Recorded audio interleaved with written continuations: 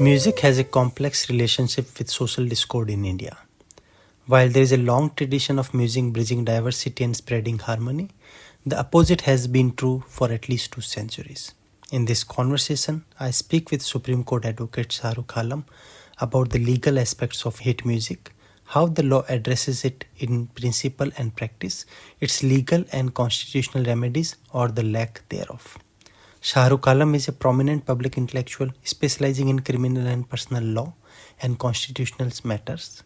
Her extensive and sustained engagement with the legal and cultural spheres provides critical insights into the domains of hate speech, hate music, and their associated legal and policing discourses. Welcome, Shahrukh. Before we go into the deeper question, I think it would be really great for us that you can kind of frame the whole idea of that how law actually look at the subject we call like countering hate. So before we get into that, let's talk about how law looks at hate speech itself. In Indian law, there's no such term as hate speech. What the law is concerned with is law and order problem, what we call a law and order problem. So the problem of hate speech, which is about pushing the target group outside of social political spaces or discrimination in itself, is not the problem of Indian law. Indian law is only worried about or concerned with a law and order issue, a public disorder. So if you look at sections of the Indian Penal Code, if you look at section 153A, now of course it's been changed and we have a new penal code, but the sections more or less are the same. It talks about spreading disharmony or being provocative. So the concern of law is, will there be a law and order problem? The concern of law is not that one individual or one target group will be pushed out or will be targeted or will be discriminated against, right? So now that leads to other problems, because in law the assumption is that group A and group B are at equal social and political footing. So if one group or if one individual from one group is indulging in hate speech about the other group, law is assuming that that group has the social capital or the political capital to take offense and then to retaliate. It doesn't look at social hierarchies or political hierarchies.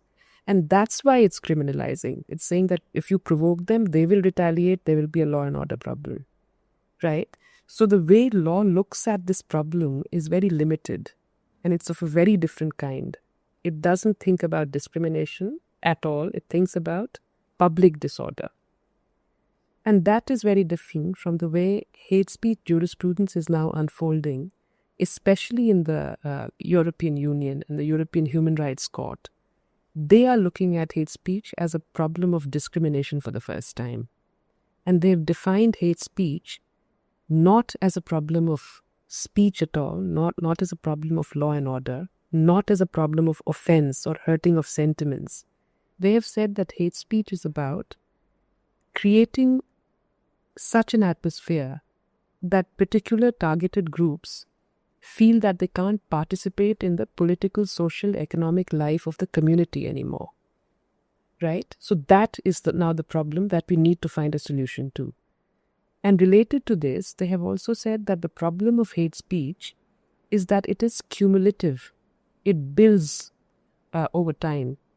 So you can start with saying something that's not even so offensive, that's mildly prejudicial. You can start with making jokes about people. 2 years later or sometime later, that already forms the popular common sense. Those jokes become established, those prejudices become established. And then you start to build on it. And you see that happening in India, right? Even when I was in school, which was some time ago, people would say very casually that अच्छा India Pakistan का match था तुमने तो Pakistan को support किया होगा. It was just a casual thing people would say. Today it's now built into a narrative where popular common sense is that the rightful place for Muslims to be is Pakistan and not India.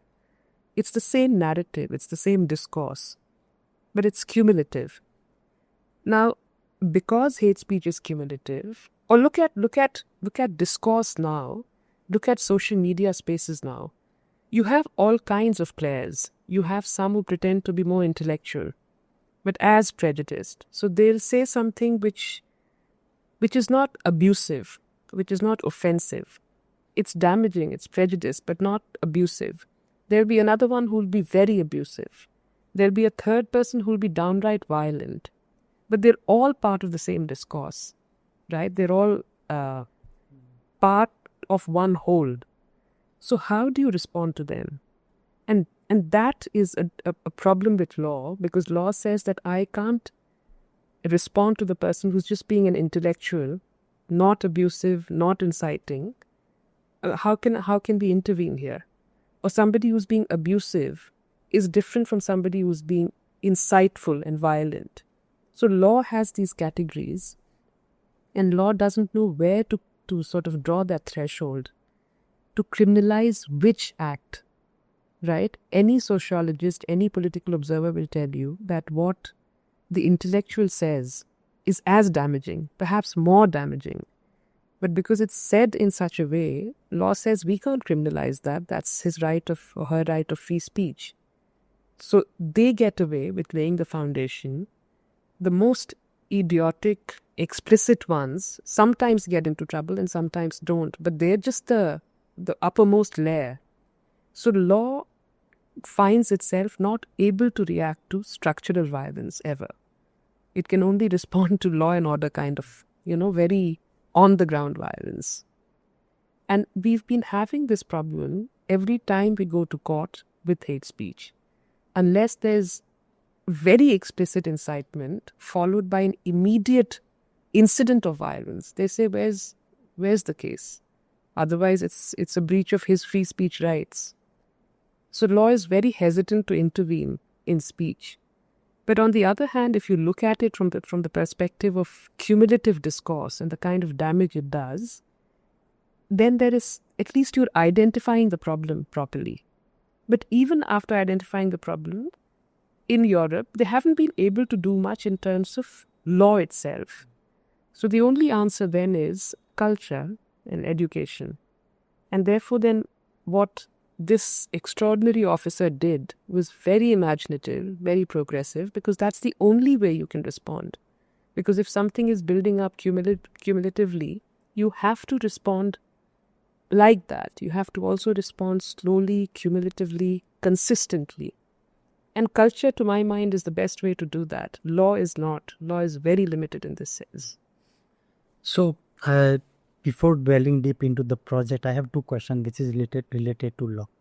That because we are living in this social media, digital media space, so the nation state boundary are as porous as it can get. Yeah. So a lot of time we see that, someone from India, they comment something which is problematic in other country and they get targeted, they are thrown out of the jobs.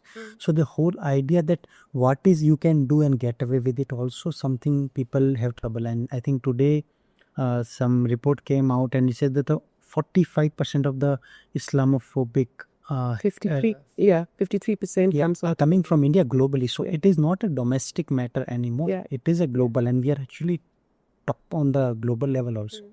So that's where one thing, okay, it's a law and order problem, it's a social problem, but it also becoming a problem which is beyond boundary, because sometime in these cases, the Indian state, the government, and as a people at large, our image for the very right reason are tarnishing for the very right reason, and we are responsible for that. So it might create a global problem at some point of time, as how people look at us. Yeah, it's already a global problem. So that I think I thought would be, because the initiative to study hate also like no kind of hate you can limit. It once it start, it has its own life. So you can't say, okay, we will, because it is a politically beneficial, it is a confirmation bias that I could practice because I have that space, doesn't mean it will stop there. That's exactly the point about it being cumulative, that it starts to accumulate and then you can't stop that accumulation because it's discursive. You've planted an idea and then people take that idea and go off in every direction, some more violent than others. But again, to address your question, I think even there it's of two kinds. one kind of social media disinformation and trolling is very organized and mercenary, right? They may or may not even believe in those ideas, but they're doing it because it's mercenary. But the other is very much sort of prejudiced, where discourse has landed and discourse is now being reproduced without thought. And you're absolutely right in saying that it sort of it reflects on us as a community, as a nation. But even there, Nukesh, I think, yes, people have lost jobs, especially in the Middle Eastern countries. But again, these are people who probably very lower middle class, middle management people who posted something, and they lost jobs because they could be removed without any kind of And again, it's a very ad hoc kind of thing. It's not a structural answer, right? You send somebody back who's probably done it without thinking, but that's not the answer. The answer has to be more structured, more consistent, and there has to be some kind of production of culture on our side, as there is in terms of the production of hate. And one thing again related to law and policing, that in my limited reading of communalism in India, it has been like a lot of historian has worked on it. And it has been well documented that from 1810 onwards, lot of social unrest of workers, especially weavers and other artisans group. And they were framed within police record as communal violence. These were actually not communal violence. Right. So you find that across like 500 kilometers distance, two instances happen on a very different context. But you see the police report of that, it's exactly the same thing. So the whole idea of a communal violence was manufactured on record, and which doesn't say there was no communal violence, but the scale and the qualitative and quantitative as that the police record has given it, it's actually kind of that we see. So is there anything that you would like to add on that, how if in cases of communal violence and cases, how it is framed, like how the police, how sensitively and how constitutionally they... To my mind, again, if we look at the history of the police in India, it's a very colonial history. It's a very top-down history. And it's also a very administrative history, right? You're trying to frame everything in administrative categories. Hindu, Muslim, caste, this, that. There's no flexibility there. So what you just said to me is basically a representation of that kind of administrative lack of flexibility. You have to frame it in these terms, and that's how they do it. But also because it's so hierarchical, because the relationship between the police and the community is hierarchical, right? It's not a two-way relationship. It's very much a one-way. Still a very colonial relationship. The community, the peace committees or whatever, those committees that are formed to mediate such incidents also act in very administrative ways, not in organic ways. And I've seen that recently across states, especially in UP and Uttarakhand, where, during the Mahapanchayat, the communities are not equal, right? Muslims and Hindus don't meet on equal terms. And then when the police is mediating, then the police again is not on equal terms. So it's a hierarchy between the state, the majority community, and the minority community. And you can see what is being dictated from top down. There's no negotiation, there's no settlement. It's more or less a directive. So in Uttarakhand, for instance, the police basically directed to the peace committee that, okay, there won't be a Mahapanchayat, but the Muslim shopkeepers have to promise that they will not open their shops on such and such dates. They will not employ anyone further who's Muslim, and they will not pray namaz on Friday in public places. And in return, if they promise all this, then you don't hold the Mahapanchayat. So that's not any kind of settlement. That's a very top-down administrative dictate. If you ask the SP why you're doing this, because this is very discriminatory, he will say that this is the only way to maintain law and order. So the primary concern of the police is still centered on law and order, right? The colonial police is thinking in terms of law and order, not thinking in terms of Article 14, Article 15, Article 19, Article 21. That they say that that's not our concern. So the peace committees again act in very administrative ways, in law and order terms. The description of the problem is in law and order terms. The FIRs, if you look at them, are in very much in terms of particular categories, particular problems of law and order. So, so I shared with you about the project Tana Baina, that how police took an initiative. What are your initial thought as an expert? That it was an extraordinary thing to do. That it was a very imaginative thing to do, and I think that's the way forward. If we could, we should have more and more reproduction of culture. We should in a violence prone area or in an area where something like this has happened, we should probably screen old films like Amar Akbar Antony or Jaane Bhi Do Yaro, or because that's the only way to counter hate. Because culture and especially films have an impact, right? They're also cumulative in the same way.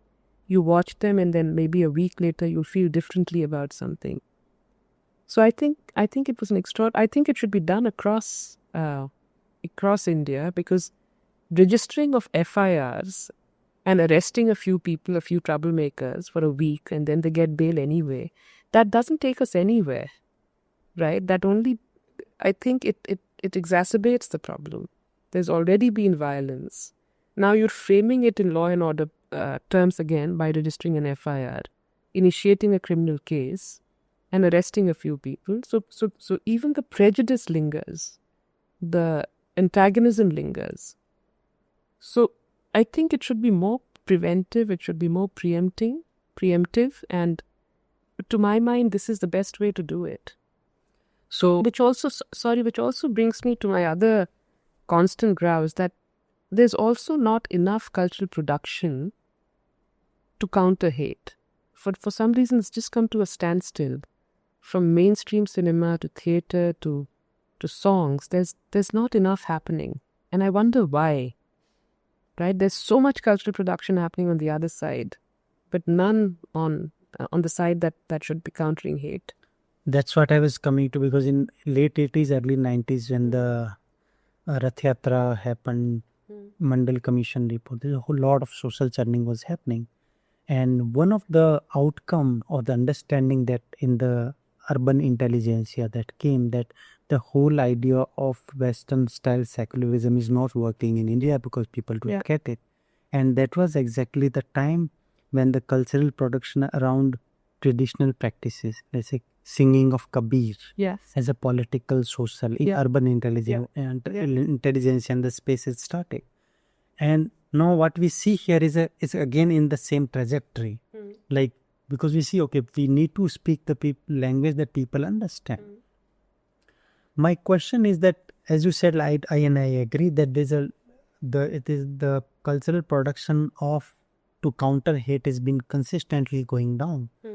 And my question is that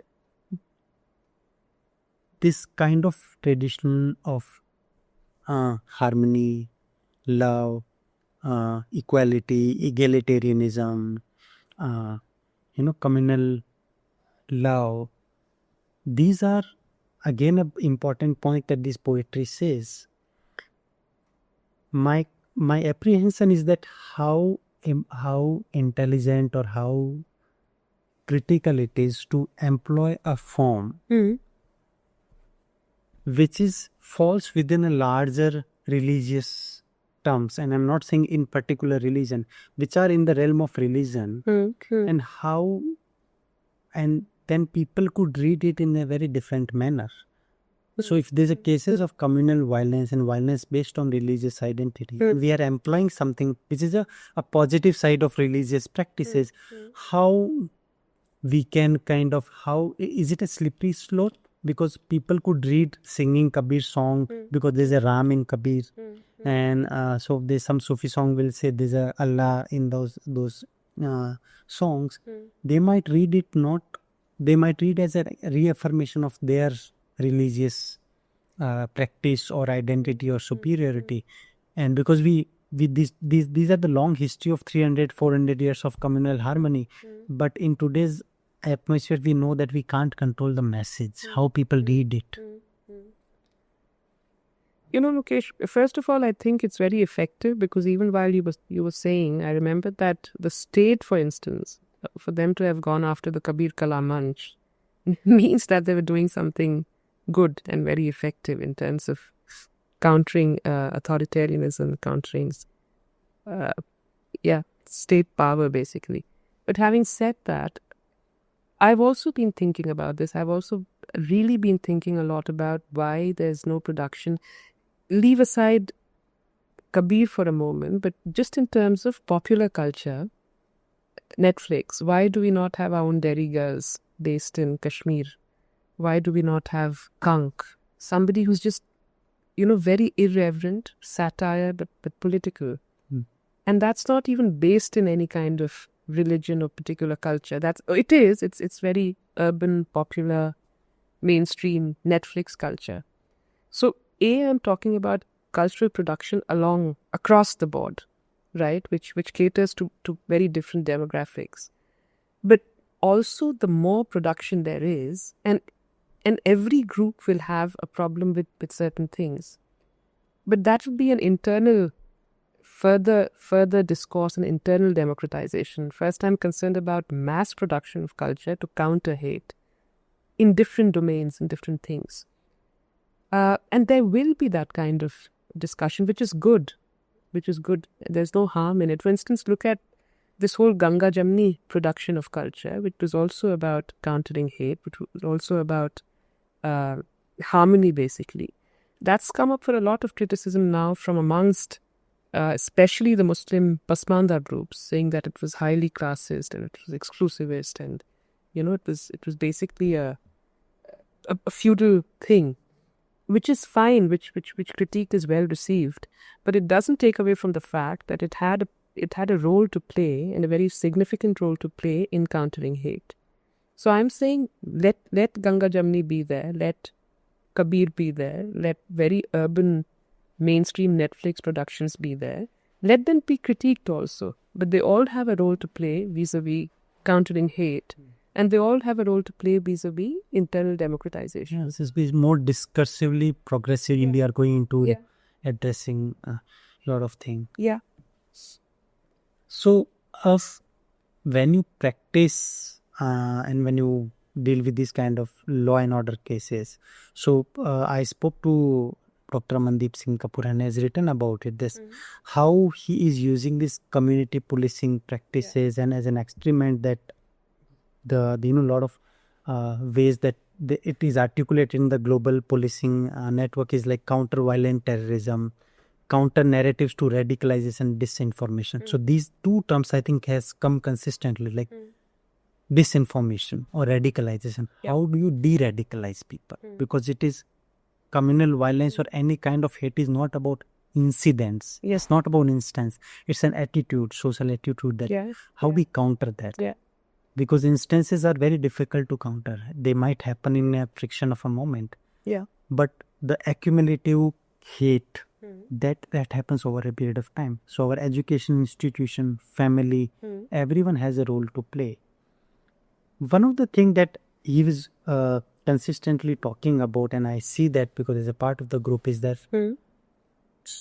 these kind of exercises also try to build a more amicable relationship between police and people in general. So if they are having conversation about something when they are not accused, so someone walking into a police station and without being feared and without being feared that people will judge him that they might have done something wrong, to access to police station, having conversation with them without being frightened, this is also an important strategy, what they call the confidence building measure. And unfortunately that can't happen at the level of one thana or two thanas or one district, because the police is so colonial, and because the power structure is so skewed, that if you go into a police station, there'll be a stigma that you're either an accused or even worse, an informant, right? But that's again an aside. See, I think when these days when the police does interact with community, it's again from a very state-based perspective. There are cases now, I think we're trying to model ourselves on what the British did in Ireland, for instance, where they would send charismatic young police officers into a community, but not so much to de-radicalize, more to entrap. So there are many cases, and you would have heard across Delhi, across UP, where somebody lands up in a Muslim majority areas, very charismatic and all of that, attracts all the young men of the area, start to have addas, talk, and rather than de-radicalize, actively radicalizing, and then to the point where they will all be arrested for some random thing. And this person will suddenly withdraw and disappear. So we're following contra models. We are following models of entrapment and radicalization, not what this officer is talking about. But to do what this officer is talking about, first we need to take stock. We need to first see how diverse our police is, right? It's not at all diverse. What is the religious diversity in our police force? What is the caste, gender, sexual diversity in our police force? How can we do any kind of empathetic community policing with this kind of non-diversity? We need to take stock of that. We need to take stock of who are our under trials. They're Muslims, Dalits and tribals and the poorest communities. So unless she first takes stock, acknowledge the fact that laws and the police are heavily skewed against the poor, against minorities, and skewed in favor of the state, this will not work as an idea. We need to first look into the mirror and acknowledge who we are. We're really very much a state, colonial, violent institution, right? We need to change that, but it can't be done ad hoc. It can't be done in one district or 5 police thanas. It needs to be structural. Why is it that in law here, if the police summons you to a police station, you have to go, right? That's part of procedural law. It's not part of procedural law in England. We've all seen in series and films that if they need to investigate, they have to come to my house and ask me questions. And the minute I say that I don't have time, they have to leave. So the power dynamic is very different. How can you do communities policing if the power dynamic is so hierarchical? It then again becomes an idea which is not doable. So unless we challenge our laws of detention, unless we challenge the way the police has the power to summon anyone, any suspect or any witness even, unless we sort of dislodge their power structure, we won't get very far. But in principle, it has to be done. But it can also only be done if we diversify, if there are enough Muslim officers, if there are enough tribal officers, if there are enough Dalit officers who can actually build that kind of trust and who are not seen as, basically informants of the state, who have that kind of power to go against state directive. So you shared about Kabir Kalaman. So one of the thing also came that a lot of time in these countercultural practices which speak against hate are also targeted. Musicians are targeted. Yeah. A lot of time people and preemptively people say, okay, we will not host this and this is too difficult. There might be law and order problem. Yeah. People, kind of stay away from them. Is there any preemptive measure that musicians have? Like someone is singing these Kabir songs for a very long time and suddenly find that his repertoire could be problematic. Yeah. And we have seen cases in Mewat. Yeah. So Mewati Jogi, they've been singing Ramayana for a long time. And I've in my own ethnographic fieldwork in Jodhpur, I met the singer her name was Sidia Bai. She said that, oh, she's in a Muslim family. She's a practicing Muslim, but she sings for all the goddess. And suddenly, at some point of time in 90s, she realized that she's Muslim, and that realization actually came through her patrons. We made her believe that, oh, you are a Muslim, and so overnight she became Muslim. So how then these kind of, when we say, okay, we have access to Kabir, but what if we in this kind of environment, this whole repertoire, genre, practices actually obliterate, like they go away. So what are the options? Do you see any kind of these nuances in terms of policing and law or constitutional changes taking account of these things? Not really in terms of law, but more in terms of administrative practices. Like in a census, for instance, you how you classify, or in schemes, government schemes, how you classify. So any administrative measure can either work to categorize in very particular ways, or make those categories more flexible, right? And I think we are moving towards a stage where categories are crystallized rather than. But that's more an it's a social thing. It's a political thing. I don't know how to respond to that in terms of for legal answer.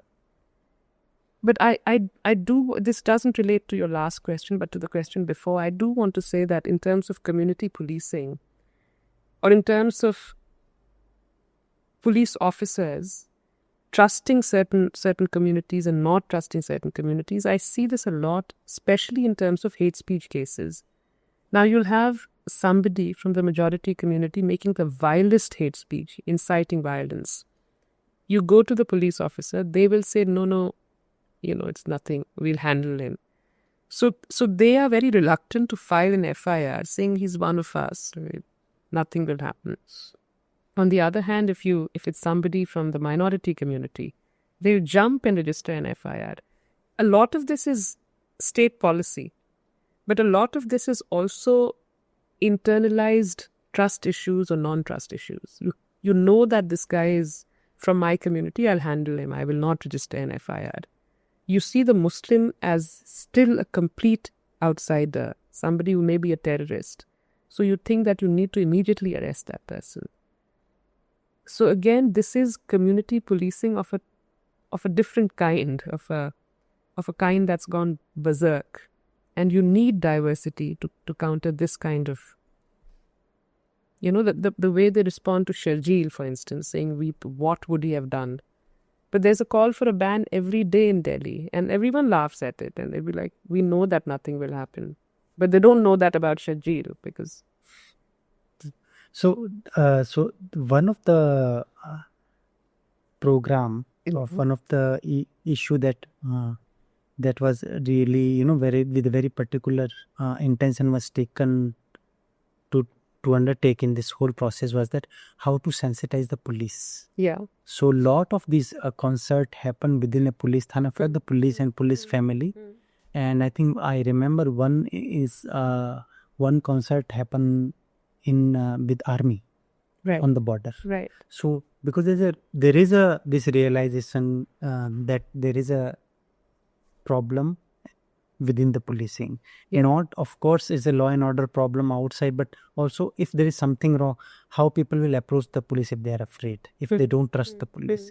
So the sensitization was again a very important, and we have no hard evidence that how much that sensitization has worked or not. But I think this is one thing that it surely tells us that there is a realization that, they recognize that police has to also change, because if they want to take that community policing exercise, they have to be community friendly also. And one instance that I can remember is that one SHO, unfortunately he passed away in very young age. He worked very diligently on this project and become very, very popular. Like people, when he was transferred, people actually came and say, no, you don't let, because they say that our town had got a bad name because of the violence, and this person worked for us, and we don't want him to go very soon. So give us one more year, him, and we want to really, just get, rewire our tongue's memory or the image of him. So there are again instances But I also see instances that the people who are part of organizing committee from the majoritarian community or minority community, they were very apprehensive about the whole impact. I saw some of them being not seeing any contradiction between Hindutva politics and Kabir's politics, because these are both of our religion, both of our gurus, or like this is both are part of our tradition. And a lot of minor, I speak to a couple of minority community participants and organizers. They were quite apprehensive. They said the program was good, but it didn't necessarily change. That I'd agree with. Yeah. Yeah. Because my question is, it's not that if people who are part of organizing committee, if they couldn't get de-radicalized in the whole process, and they don't see any contradiction in singing, organizing Rajasthan Kabir Yatra and being part of Hindutva politics, or in a very active member, not a passive consumer. So that's where my initial question came: is it a good strategy? Because then you can't control the message. In principle, it's a very good strategy, but if it becomes an event-based thing, कि आज यहाँ concert हो गया, वहाँ पे उस district में हो गया, then it's an event, and with an event, different groups and different individuals would interpret it in very different ways, which is evident from the way you're describing your committee members. But hate is cumulative, so the counter to hate also has to be cumulative. It can't be event-based. It has to be much, much more structural, much deeper than that. So I was going to say to you that, if a concert doesn't help, that's not the point. You have to find ways for it to be consistent and cumulative. And again, to my mind, that needs also structural change in the institution of the police. For instance, you're talking about this one SHO who came and did great work, but again, ad hoc. Shouldn't it be systemic that one goes and the next one comes and does exactly that? It's so ad hoc now that in certain towns, you'll also find people idolizing an encounter specialist, right? Saying violence khatam kar diya isne maar ke. So encounter specialists are also being idolized without being problematized in the same way. It's just your luck where you happen to be. So, and again, one SHO making access easy, to me, is still a problem because he's still in control. There's no systemic change that's happened. So then I also think of like, if there are structural problem, and we see in the whole feminist movement, the Visakha guideline came into being, that in institutional spaces there has to be this kind of committee, and some of the proactive measures that they took is the gender sensitization workshops. So do you see any of these things happening when it comes to communal or the caste sensitization in any policing and judiciary? No. It should be done, but no. So again, as I think I do agree now, I think of that everything has to be accumulated. You can't overnight. It can't be event-based. It can't be, because then exactly what will happen. Somebody will think that they're actually repeating what I actually believe. Somebody will say that nobody will. It's not a discursive shift. It's a random event. Because what I see is that because of the way people consume the digital content, now the whole idea of a resonance of a familiar music, let's say a song that I've been hearing from my childhood, which says something, but because that beat is taken and then they replace the word with something which is nasty and Islamophobic or casteist or sexist, because it's on such a high beat. Not necessarily I will pay attention to, people will pay attention to the lyrics. So a lot of time there are instances people are dancing on it, and they're thinking about say religious music, but because it's such a high beat and it's trippy that people kind of don't notice the lyrics. But at the end of the day, they are being part of that mob. If someone from outside who is not part of this community, for them a 500 people dancing on that song is a mob. That if they are coming with a charge. So I think as much as art has that power of the long-term accumulative changes, change of heart, it also on the other hand that has a power to radicalize also. because that people say, oh, it's a triple music, it's familiar music. Yeah, but So- it's subconscious accumulation, in fact. Yeah. But I agree. I think, as you said, like the other kind of content is already being produced so much. Yeah. So it's not that they are not producing it. So we have to kind of Match counter. the volume. Yeah, it's scary. And I think there's a lot of, I think, as you said, there's a lot of issue at the policing, how our judiciary policing is structured. It's You- also, I've been look at some of the recent police directives. So when we're thinking of community policing, when we're thinking of organizing these events, and you look at them in the larger context, where an SP is saying that you can't serve non-vegetarian food during Kangad Yatra. The SP does not have the power to do that, but the SP is saying it. SP is saying you have to display your name. SP is saying you have to cover mosques and dargahs with a black cloth. They don't have the power, and yet nobody can question them. Nobody has the social political power to question them.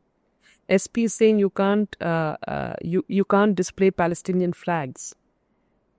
So look on the one side at the spectrum of authoritarianism. If the same SP in a weak moment says, "Acha tum kar lo ek event," in the larger scheme of things, how effective would that event be? It's just part of his authoritarianism in some ways. In that moment, he's being charitable, right? It's not systemic like that. You can't walk into a police station without the SP's permission or the SHO's permission and say, "I want to perform this now." so at best, it's a benevolence. The Pujari might actually be able now in this day to walk into a police station and say, "I'm going to be dispensing prashad." You can't do it. So that also is about access. There they'll say, "Oh, it's community policing." If you go, they'll say you're an anti-national dissenter.